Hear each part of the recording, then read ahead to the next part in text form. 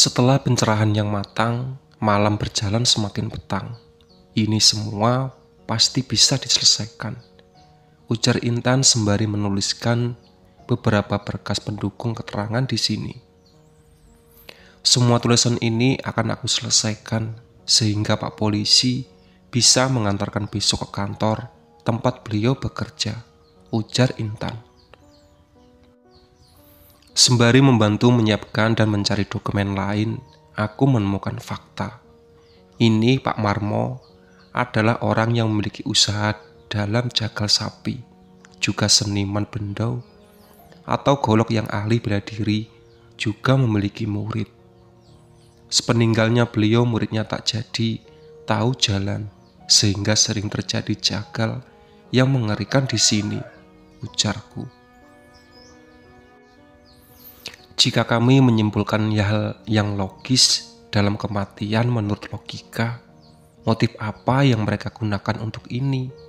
Ada apa sangkut pautnya dengan kematian Pak Marmo? Semua berperan dalam hal penyelidikan ini dengan kecepatan tulisan dan kerapian, juga ketelitian. Intan, tulisan hampir selesai. Malam mulai menjemput. Tiba tengah malam menyelimuti desa kegelapan yang tak bisa ditembus oleh lampu pencahayaan. Rumah yang redup memaksa kami untuk menghentikan aktivitas. Karena hari ini sudah mulai lelah, semuanya pun kembali ke kamar masing-masing. Rahman berkeliling rumah untuk memastikan kembali keamanan. Semua jendela dan pintu aman. Pak Ustadz pun mengunci semua jendela dan pintu dari dalam. Lebih aman lagi, Pak Polisi menyarankan kami tertidur lebih dulu untuk mengistirahatkan badan. Sebab kami adalah ujung tombak yang siap bertugas untuk esok. Pak Polisi menjanjikan upah yang lumayan, juga membantuku keselamatan kami, juga menyelesaikan masalah ini secara bersama-sama. Semakin malam, semakin gelap. Pak Polisi pun berjaga di ruang tamu sebagai hal yang biasa ketika ia di sini, sementara Pak Ustadz dan Rahmat tertidur. Biasanya Rahmat dan Pak Ustadz yang berganti berjaga saat pagi, saat Pak Polisi tertidur. Pagi telah tiba. Pak Polisi yang masih terjaga semalaman memilih tidur beberapa jam lalu, kembali menuju kantor polisi. Hari itu kita menjalani kehidupan seperti biasa di desa bersama Rahman dan Pak Haji. Lek John tampak masih mencoba bertemu dengan lurah yang sangat sulit ditemui karena beliau sering keluar kota. Sedangkan Intan masih mencari tahu dan menyimpulkan terkait dokumen terdahulu dengan berkas yang baru. Anto dan Rahman masih berkeliling beberapa hari. 3 hari kemudian, setelah perdebatan panjang yang berbelit-belit, Lek John akhirnya mendapatkan surat tanahnya, bernegosiasi untuk mendapat kembali. Sertifikat itu terlihat sangat baik, samanya seperti wajah senang Lek John. Belum ada kabar lagi dari Pak Polisi, tanyaku. Sebaiknya kalian segera pulang saja, terkait urusan kalian di sini sudah selesai. Aku tak ingin merepotkan kalian. Bahkan, saya sudah berterima kasih dibantu untuk beberapa hari, ujar Pak Ustadz. Iya mas, teruntuk surat tanah Pak Jono sudah selesai. Untuk akinya nanti saya pasang. Saya masih mencari kabel kelistrikan dan klaimnya di bengkel dekat sini, ujar Rahman. Santai aja man, yang penting kita membantu di sini, ujarku.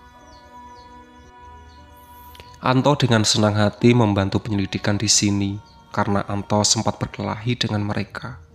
Anto ingin tahu asal-usul mereka, sedangkan aku tak ingin kejadian ini yang menimpa orang yang tak bersalah, seperti di resepsi pernikahan Saskia yang berakhir kacau. Sore hari itu, brak, grak. Aku dan Anto yang sedang berada di teras rumah terperanjat bangkit menuju sumber suara.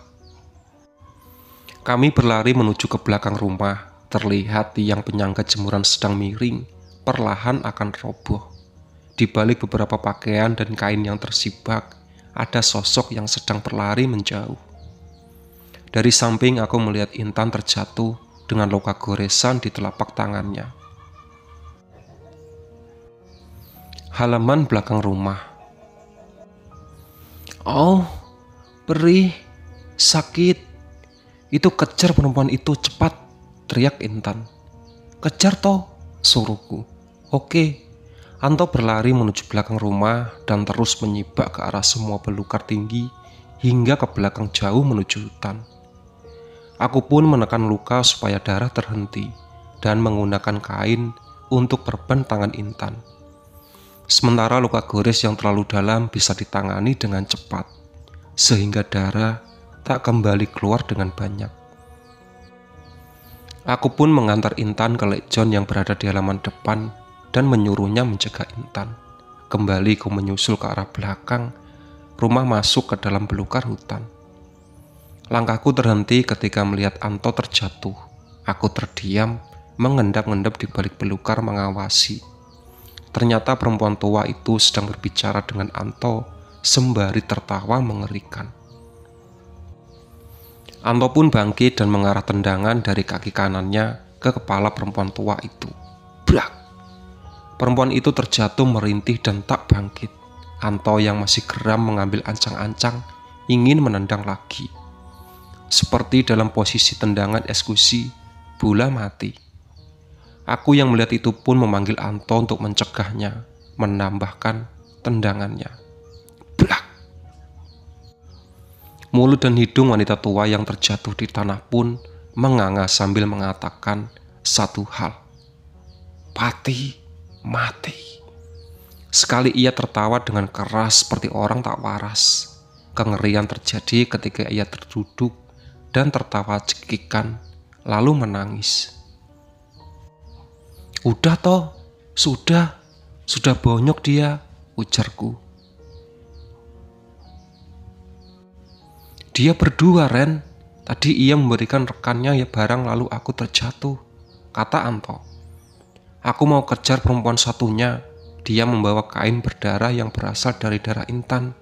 Intan mau dijadikan tumbal, Ren, ujar Anto. Tadi perempuan ini bercerita, entah aku percaya dengan omong kosongnya atau tidak. Tapi dengan kejanggalan yang terjadi saat ceritamu, perkataannya masuk akal. Perempuan tua ini sebenarnya mengincarmu saat kau di warung makan. Namun gagal karena kain putih yang terdapat darahmu hilang. Terjatuh tak tahu di mana karena genderuwo yang menyamar sebagai orang jagal yang membawa bendu. Genderuwo itu hilang karena suasana malam dan azan maghrib berkumandang. Aku menegaskan dua orang tadi banyak bicara tidak jelas. Salah satunya yang Anto coba tuh kejar berlari menjauh dan yang satunya perempuan lagi membuat Anto terjatuh. Aku ikut katamu. Terus orang ini gimana? Tanyaku. Ikat saja di pohon, balas Anto. Menggunakan kedua sabuk pinggang kami mengikat lengan dan kaki perempuan tua itu di pohon. Tak enak hati melihatnya terikat di sana terjebak. Tak lama kami ingin mengejar perempuan tua yang lain. Lek John dan Rahmat datang. Loh, ujar Lek John. Ini biar saya yang tangani, Mas.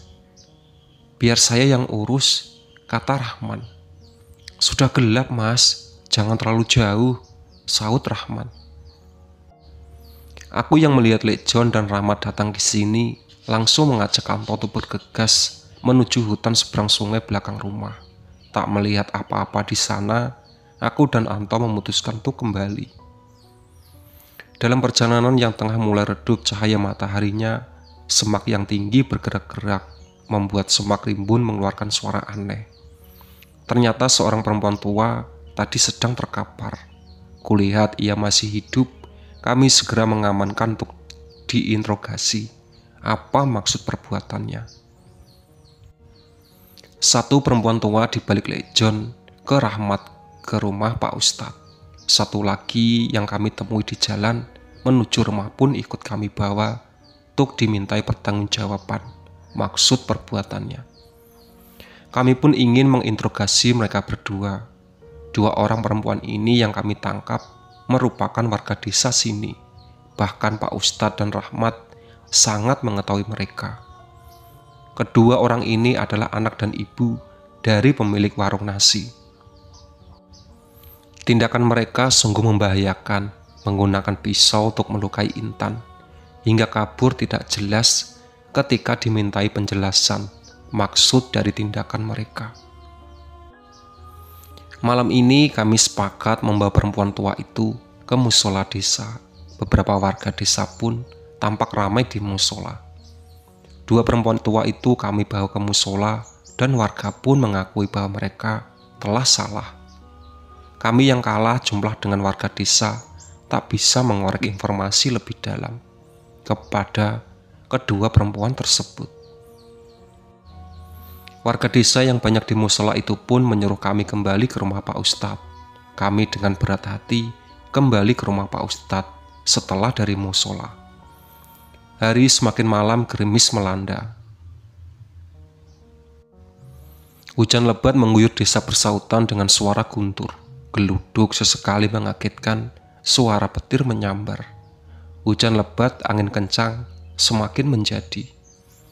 Malam itu aku tak bisa tidur dengan tenang. Suara gemuruh, geluduk guntur, mengiringi suasana dingin malam hari ini semakin mencekam. Mencoba tertidur di kamar. Sekira terasa aman, aku mengunci jendela dan pintu. Sementara Pak Ustadz dan Rahman masih berada di ruang tamu.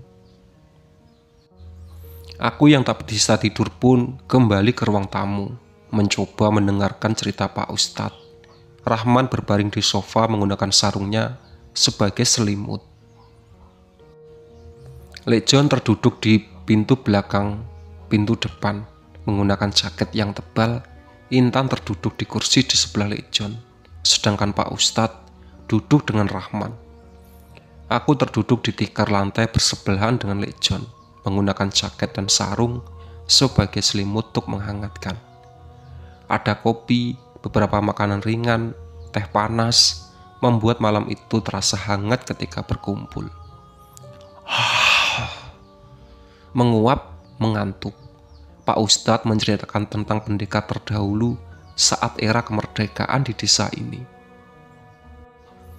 Beliau bernama Hadi Karyokusumo, seorang yang sangat pandai dalam mengolah ilmu bela diri, juga seni bersenjata tajam, menggunakan bendo, arit, atau senjata lain. Beliau sangat dihormati oleh masyarakat, namun saat beranjak remaja, banyak yang ingin menjadi istrinya. Dia dalam maksud banyak wanita ingin menikah dengannya. Hanya satu jawaban dari dia, yaitu tidak. Hingga dia disebut Joko Sakti. Karena sampai akhir hayatnya beliau belum menikah dan hanya mementingkan pelatih ilmu bela dirinya. Setelah mendengar cerita tersebut, kami semua tertidur di ruang tamu. Memang ruang tamu adalah tempat paling hangat di rumah itu. Sementara di kamar lain terdapat ventilasi kecil yang membuat angin bisa masuk dan udara dingin tetap terasa di kamar, sehingga kami tertidur di ruang tamu. Sebuah mimpi tentang Joko Sakti. Dalam kesadaranku, aku bermimpi malam itu. Aku bertemu dengan sosok berumur 28 tahun. Denganku ia bercerita, beliau bernama Hadi Karyokusumo, biasa dipanggil dengan sebutan Joko Sakti. Ia bilang sering melatih bela diri di desa ini sejak peninggalan ayahnya dari umur 18 tahun. 10 tahun mempelajari beragam ilmu pengetahuan dan ilmu bela diri hingga berumur 28 tahun. Ia pernah disukai oleh Nyi Sandra. Hingga berapa kali pun sang nyai mencoba mengajak Joko Sakti untuk menikah. Jawaban Joko Sakti selalu tidak. Joko Sakti ingin meneruskan wasiat ayahnya mengajar bela diri. Hingga suatu hari Joko Sakti dan meninggal. 2 tahun setelah itu, Nyai juga ikut. Karena sang Joko Sakti tak ada. Nyai pun ikut menyusul kepergian Joko Sakti. Sekarang kini seorang pendekar dengan sebutan yang dikenal oleh warga desa bernama Joko Sakti. Ada seorang yang sangat menyukai Joko Sakti, tampan, anggun, disebut dengan Nyai.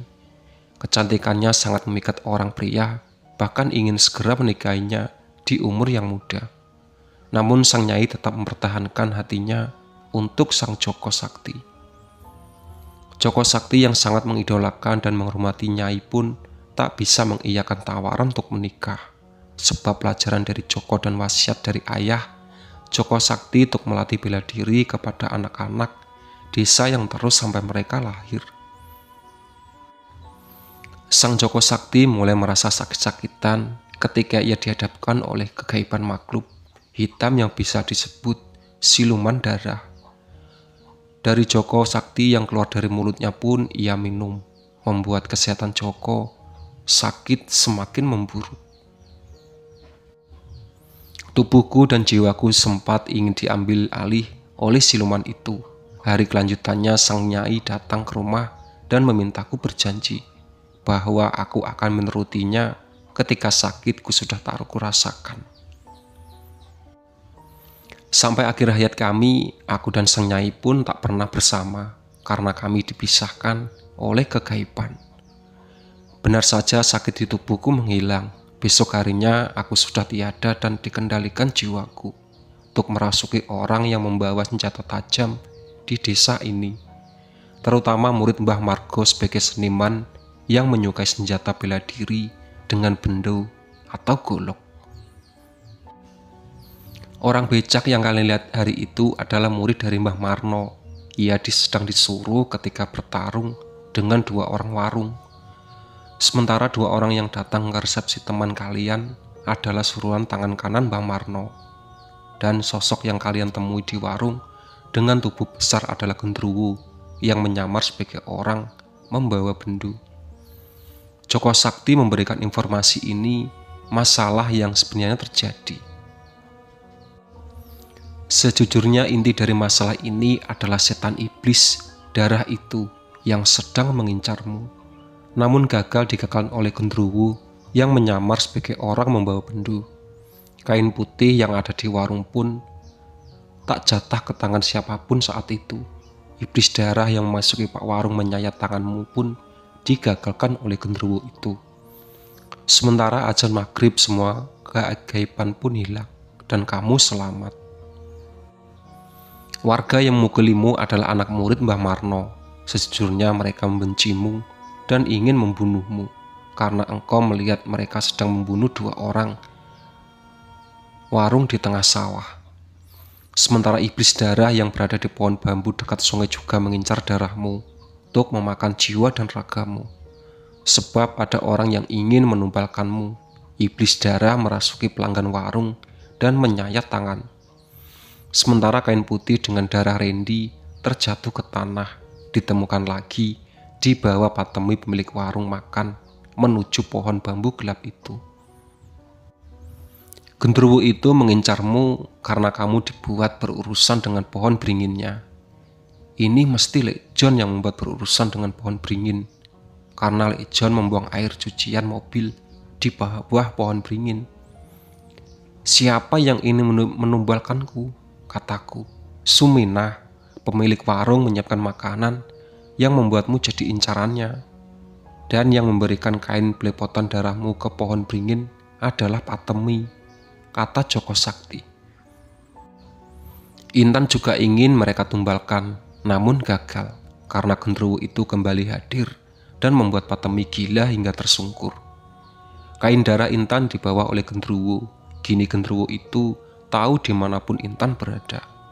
Mereka ingin menambah kekayaan bersama Pak Tarmin yang menyembunyikan uang di peti yang dikubur di ladang Kosingkong. Di sini tetap dalam tumbal, jadi iblis darah memberikan korban yang ia dapatkan kepada keaiban pohon bambu berimbun yang menyediakan kekayaan pada siapapun yang berkorban di sana. Namun lewat perantara iblis darah, sebab keaiban yang dilewati sangat dalam dan berbeda alam manusia untuk mencapai menujunya. Sehingga manusia berperantara iblis darah untuk menyampaikan tumbal, entah yang membunuh korban manusia itu sendiri atau lewat iblis darah. Kini semua sudah terungkap apa alasan pemilik warung. Pagi hari itu warga membicarakan tentang berita duka, tandanya seorang telah meninggal dunia saat itu. Pemakaman akhir-akhir ini semakin ramai. Banyak yang meninggal dunia, entah karena sakit ataupun sedang dibunuh mengenaskan. Pagi itu kami berencana untuk ke musola, untuk mencari kedua perempuan tua kemarin, namun digagalkan oleh warga yang menyuruh kami ke pemakaman saja. Pemilik warung terbunuh, kata seorang warga. Di pemakaman kami hanya melihat banyak yang warga mengebumikan sosok kedua perempuan itu. Satu hal yang janggal adalah kematian mereka terjadi secara tiba-tiba. Kami yang ingin mendapat informasi pun tak jadi, karena para warga yang kami tanyai perihal mengapa mereka berdua meninggal pun tak ada yang tahu menahu. Sepulang dari itu, kami melewati ladang singkong Pak Tarmin dan melihat dia dari kejauhan sedang membawa 2 tas besar yang entah isinya apa. Pikiranku dan yang lain mungkin ia sedang berkebun seperti biasa. Kembali Rahman mencurigainya bahwa tas itu berisi uang yang sangat banyak. "Jangan Rahman," ujar Pak Ustadz. "Mau kemana?" saut Intan. "Woi Rahman," kataku. Rahman berlari menembus beberapa tanaman singkong untuk mengetahuinya. Kami pun ikut ke sana dan melihat apa yang terjadi. "Buka tasnya," kata Rahman. "Urusanmu apa?" ujar Pak Tarmin. "Dulu aku pernah ke sini dan memergoki kamu membawa uang banyak, Pak Tarmin," ujar Rahman. Pak Tarmin membuka kedua tas besar dan benar saja, isi tasnya adalah pupuk yang mungkin akan dibuat untuk menanam beberapa tanaman singkong baru di ladang. Kami pun menghilangkan rasa curiga kami. Ya, karena Pak Tarmin hanya berkebun, namun dari yang kami tahu Rahman masih menyelidikinya dan tak akan melewatkan pandangan matanya dari pemilik ladang singkong itu. 7 hari kemudian, seminggu lebih kita di desa ini dan belum menemui Pak Polisi yang berjanji akan datang kemari lagi, namun seminggu lebih tak nampak. Siang itu kami bertiga, aku, Rahman dan Anto memutuskan untuk mencoba mencari tahu lagi tentang Pak Tarmin sebagai pemilik kebun singkong. Saat itu kita melewati ladangnya lagi dan benar saja banyak galian lubang baru yang cukup besar di belakang tanamannya. Kita sudah tidak pernah kemari loh sejak saat itu. Sudah nanti sore saja aku gali sendiri. "Jangan seperti itu," kataku. "Iya Rahman, ini terlalu gegabah saat ini. Ingat pesan Pak Polisi, jangan seperti ini," kata Anto. "Begini, jika kalian mau membantu tidak apa-apa. Jika tidak pulang saja, aku sudah menyelidiki ini dengan pasti," kata Rahman. Siang itu kami menyiapkan beberapa rencana untuk menggali di belakang ladang singkong, karena banyak bekas galian baru yang mencurigakan. Namun apa salahnya untuk tetap tenang, namun karena Rahmat memaksa, kami pun ikut membantunya. Sore itu kami pun kembali ke ladang, suasana tampak sepi seperti biasanya. Kami memang mencoba diam-diam, layaknya pencuri, padahal sebenarnya kami hanya berdasarkan kecurigaan Rahman saja. Entah kecurigaan Rahman terbukti atau tidak, ladang singkong yang menyimpang uang. Berbekal pacul dan skop kami mencoba menggali. Tanah yang tak sulit untuk digali, apalagi bekas galian baru yang hanya diratakan dengan seadanya, membuat kami cepat menemukan benda dan barang di galian itu. Tak terlalu lama dalam sebuah tas besar kami angkat dari sana. Memang sengaja tas ini dikubur di tanah. Suara gesekan antara benda tajam nyalanya ditajamkan dengan 2 bendok arit. Aku melihat ke balik, semak belukar dari balik ladang singkong yang terlihat jauh. Beberapa orang berbaju hitam kembali muncul. Kami menaruh perhatian kepada sosok di tengah-tengah orang tersebut. Ialah Pak Tarmin, pemilik ladang singkong. "Kembalikan tas saya ke tempatnya. Kembali kubur di dalam tanah," ujar Pak Tarmin. "Jangan sekali-sekali buka isi tasnya, atau mereka yang berbaju hitam ini menghilangkan nyawamu," kata Pak Tarmin. Sontak kami mendengar kata-kata itu. Apakah Pak Tarmin pembunuh di balik semua kejadian ini? Apa dia adalah dalang pembunuhnya? Srek. Suara isi tas dibuka. Saat Rahman membuka tas itu, uang tersusun rapi. Dengan semua hal yang terlihat di dalam tas besar itu, hanya tumpukan uang yang banyak. Benar saja kecurigaan Rahman tentang semua galian itu dan banyak galian baru. Ternyata semua berisi tas dengan uang yang jumlah banyak. Saat ini terlambat. Keluar dari kebun ini pun tak mungkin bisa selamat. Banyaknya dari mereka yang berbaju hitam membawa bendo dan arit yang tajam. "Biar aku atasi semua ini," ujar Anto sangat yakin dengan situasi ini.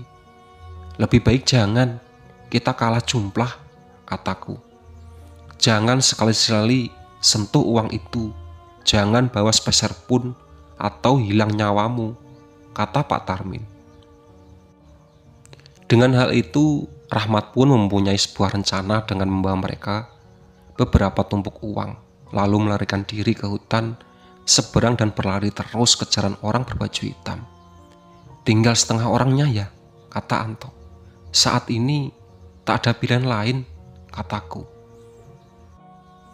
Mereka mulai maju menuju tempat kami berdiri. Tersisa 6 orang, sementara yang lain sudah mengejar Rahman. Aku tak tahu akhir yang terjadi hari ini. Apakah Rahman baik-baik saja?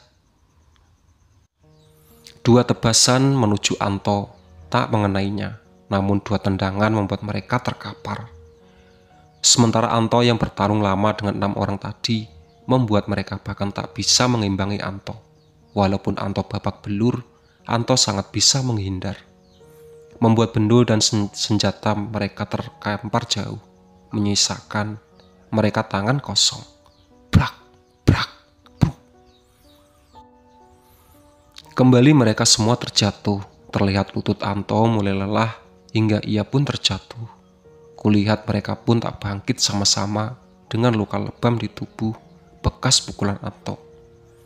Bahkan tendangan Anto pun tak bisa dilawan oleh mereka. Kekuatannya jelas jauh beda.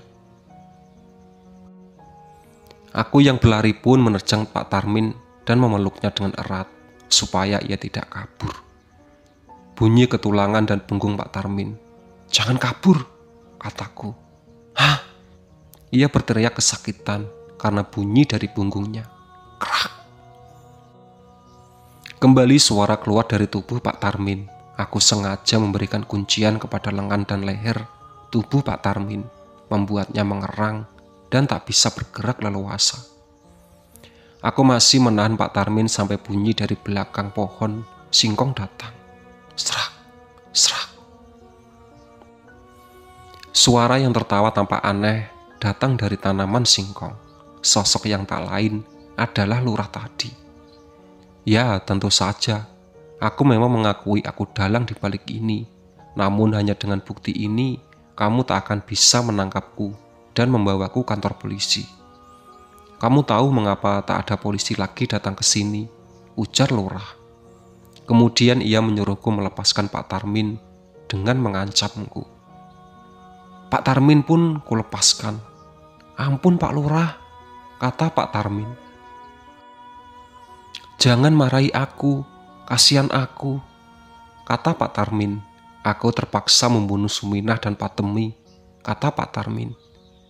"Pinjam bendo dan arit," kata Pak Lurah. Serat, jeras.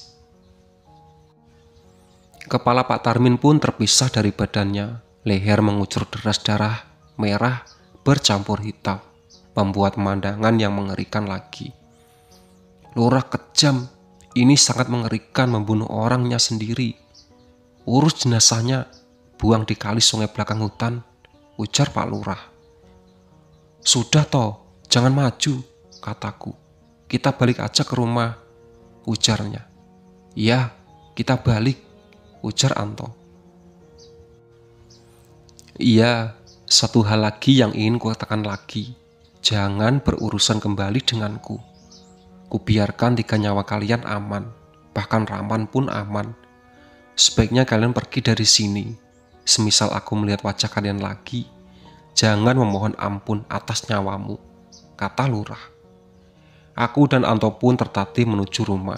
Di jalan aku dan Anto saling terdiam, karena kami sudah mengetahui tumbal yang mereka lakukan.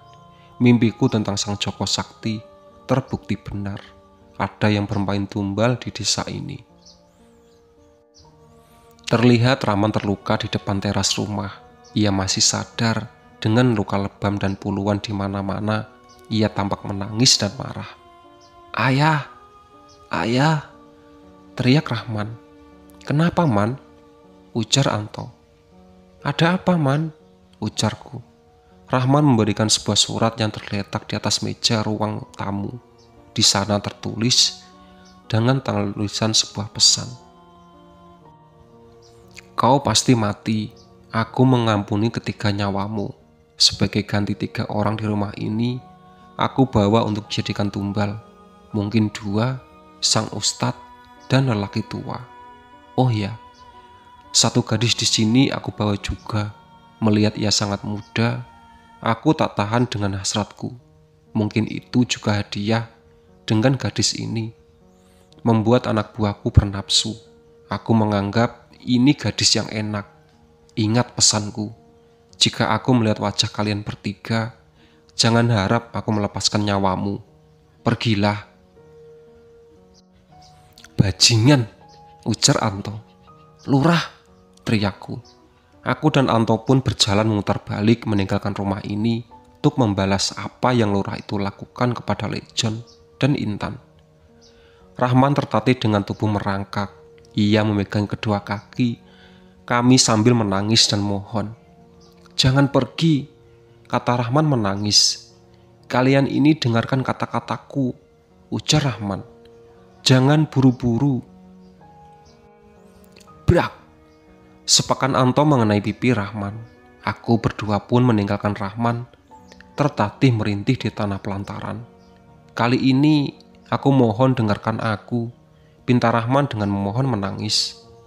Aku dan Anto kembali melaju berjalan kembali menuju tempat tadi. Aku berjalan lebih cepat dan geram dan emosi. Membuat pikiranku tak karuan. Hanya yang kubayangkan, Lejon dan Intan baik-baik saja. Sst. Lenganku ditahan Anto. Aku menoleh. Ada apa toh? Tanyaku. Kita tak bisa ke sana tanpa rencana. Harus membuat kita terbunuh dengan mudah. Sekali ini biarkan kita dengan alasan Rahman. Jika kita tak cocok dengan apa yang dia bicarakan, kelanjutannya terserah kamu, Ren. Aku ikut, saut Anto. Ini masalah Lejon dan Intan loh. Telat waktu, kita tak bergegas ke sana, kita dengan cepat. Aku harap mereka baik-baik saja, ujarku. Berdua kembali ke rumah Pak Ustadz. Melihat Rahman yang sudah bisa mencoba berdiri, ia tertatih akan jatuh. Kami pun menolongnya. Kita dengarkan dulu, lantas apa yang mau dibicarakan Rahman, ujar kita. Hari itu semua sudah terungkap. Siapa di balik pembunuhan berantai ini hingga kejadian tiba-tiba yang menyeret kami. Lejon, Intan dan Pak Ustadz hilang entah kemana. Kami menemukan tanda surat berarti semua ini ulah Lurah tadi. Malam itu kami bahkan tak berbicara satupun. Niat kami ingin berbicara dengan kondisi saat ini lebih memilih berdiam diri di kamar masing-masing. Membuat suasana dingin malam ini kembali terasa. Malam yang biasa kami lalui hangat tak terasa. Suara saklar lampu mati. Semua kegelapan pun menjadi satu. Dari hawa suasana luar masuk, di dalam rumah menjadi satu. Suara rumah dibuka dari depan. Memang Rahmat sudah menutup semua pintu dan jendela di rumah ini. Tepat di depanku adalah kamar Rahman, sebelah kamarku adalah kamar Anto. Tanpa suara, tanpa kode pun kami sadar posisi kami di kamar masing-masing. Kret. Suara dari pintu kamar yang sedang dibuka Rahman. Rahman pun masuk ke dalam kamarku, berbisik kepadaku sambil berjalan tertatih. Anak buah Pak Lurah datang ke sini, bisik Rahman. Dari gerak-gerik mereka membawa senjata tajam, ujarku. Anto di mana? Tanyaku. Di kamar mungkin, jawab Rahman. Suara pintu depan coba dibuka dengan paksa. Mereka mencoba masuk. Saut Rahman sambil tersembunyi di balik meja. Dari balik jendela kamarku terdengar ketukan pelan sekali, dengan tempo makin pelan. Aku mencoba naik kasur dan mengintip apa yang ada di balik jendela. Ternyata Anto, kataku. Anto di luar ya? Saut Rahman. Aku mau menyalakan saklar lampu di depan. Kalian bersembunyi dulu. Sampai lampu berhasil nyala, akan aku memberi tanda, ujar Anto. Kami pun bersembunyi di sini toh, kataku. Brak! Pintu depan dibuka. Langkah kami dari pintu depan menuju kamar. Kriet! Pintu kamar dibuka. Berarti kamar Pak Ustadz. Kamar tersebut kosong. Kami tepat di kamar sebelahnya. Manakah yang mereka buka lagi? Kret! Pintu kamar dibuka. Tampak dari suara pintu kamar Rahman, nasib baik Rahman yang terluka pindah ke dalam kamarku. Ada apa? Aman, bos. Suara mereka sedang berbicara sesuatu. Duk! Rek! Tampak seorang sedang masuk ke kamar kami. 2 orang masuk ke kamar ini dan melihat isi kamar. Kegelapan ini menyelamatkan kami. Dari belakang lemari, aku melihat mereka sedang membawa bendu dan arit yang sama seperti biasanya. Dari sosoknya mereka adalah berbaju hitam. 1 orang telah keluar dari kamar. Namun seorang lagi sedang memeriksa jendela yang membuat cahaya bulan masuk ke dalam kamar, membuat suasana remang. Lampu telah nyala. Brok, brok, brok. Meja Rahman majukan hingga ia terjepit di meja. Tangan yang memegang benda pun terjepit. Aku pun naik ke atas meja dan memegang baunya sambil melihat matanya. Brak, dak, dak. Beberapa dengkukan aku layangkan kepada mengenai hidung, mulut, dahu orang tersebut. Perang suara benda terjatuh dari tangan, tampak ia tak kuat memegang. Kepala orang tersebut pun terdongak ke atas dengan mulut menganga. Dak, dak. Leher orang tersebut tak luput dari dengkulan yang aku serangkan. Tampak ia terdiam, aku hadapkan ke jendela. Aku hadapkan tepat jendela mengambil ancang-ancang dan membawa ia menerobos jendela keluar ke halaman samping rumah. Brak! Kami berdua terjatuh, ia tampak tak berdaya. Aku sempoyongan menuju halaman depan, tampak Anto sedang bergelut dengan kedua orang tadi. Aku masih bisa mengimbangi, namun Anto tergores di lengan kirinya. Hush! Benda melayang tepat di perut belakang orang berbaju hitam. Yang ku tahu, benda dari lemparan Rahman. Hahaha! Tak gentar orang tersebut maju. Brak! Tendangan kobra Anto tepat sasaran menumbangkan dia sekali tendang. Brak! Orang tersebut jatuh, terkapar tak berdaya. Mobilnya, lebih baik kita mencari peristirahatan lain, kata Rahman. Rahman pun memasang klem dan beberapa kabel pendukung. Tak lama, aki pun normal seperti sedia kala. Ini yang kemarin yang rusak kabelnya, kata Rahman. Akinya bawa saja, tidak apa-apa, kata Rahman. Masuk ke dalam rumah lagi ya. Sejenak kami bertiga fokus ke mobil. 1 orang dari 3 orang berbaju hitam pun menghilang dari tempatnya. Ini urusanku, jawab Anto. Lampu rumah dimatikan oleh Anto. Dalam kegelapan, Anto mencoba pelan-pelan masuk ke dalam rumah tanpa banyak menimbulkan suara yang tidak perlu. Hush. Tanpa kebisingan yang sangat berang di ruang tamu, Anto pun keluar dengan tenang. Lampu rumah kembali menyala. Aku yang penasaran dengan apa yang Anto lakukan kepada orang tersebut. Tampak plafon rumah ambrol sebagian. Orang tersebut memar tak karuan, berdarah bonyok parah. Tanpa kursi dan meja menindihnya, kepala yang terbentur segala perabotan rumah tangga. Kami bertiga masuk ke mobil sambil membawa aki cadangan mobil dan menyalakan mobil. Berjalan menuju keluar desa dengan tenang sambil menikmati hawa segar melewati sawah. Sejenak pikiran tenang, tak berpikir berat. "Kamu apaan, Tok?" tanyaku. Aku dorong dia ke perabotan, aku lemparkan dia ke atas plafon. Ternyata ia berpegangan ke tiang penyangga atas, menyebabkan platform roboh. Ia masih berpegangan. Aku lempar kursi, lalu hancur jatuh kursi. Aku angkat meja ku dorong, dia ambruk, dan ku lempar meja sekalian, jawab Anto.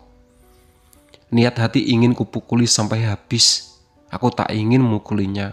Sebagai ganti, aku pakai perabotan, kata Anto. Hush. Mobil melaju kencang di jalan raya, meninggalkan desa membuatku menambah kantuk karena suasana semakin nyaman untuk mengistirahatkan tubuh. Aku tahu kamu tak ada urusan denganku. Aku tahu lekmu juga tak ada urusan denganku.